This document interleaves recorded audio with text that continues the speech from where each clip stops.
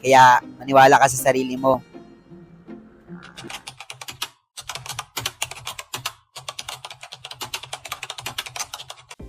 Hi guys!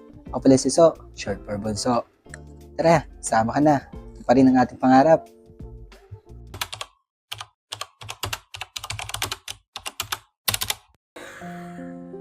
This is day 18 of 365 journey.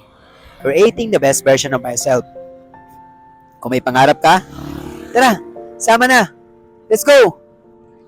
Minsan, ang pinakamalakas na boses na dapat mong pakinggan ay hindi yung boses ng iba, kundi boses ng sarili mo.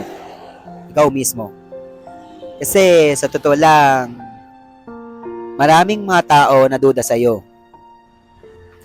May mga nagsasabi na hindi mo kaya. May mga tatawa pa nga sa pangarap mo. May mamaliit pa sa mga effort na ginagawa mo. Pero tanong ko, kung hindi ikaw ang maniniwala sa sarili mo, sino? Di ba wala naman? Hindi mo kailangang maging perfect.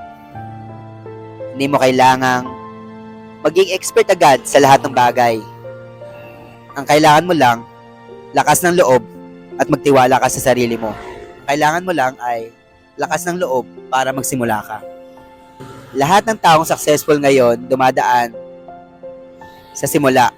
Dumadaan sa takot. Dumadaan sa duda.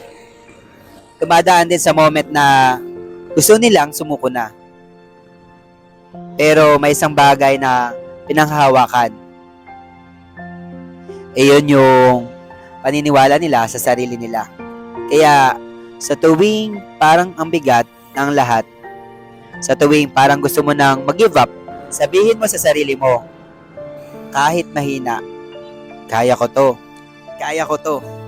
Kaya ko to. Kaya ko to. Hindi ako titigil. To. Kaya ko to. Kaya ko to. Kakayanin ko to.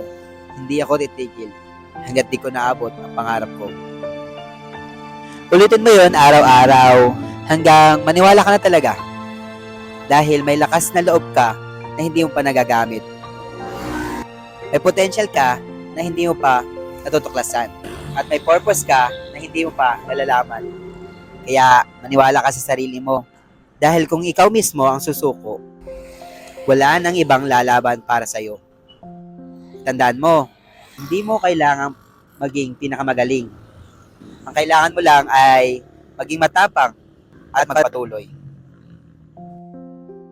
Stay positive mind and stay humble. See you tomorrow.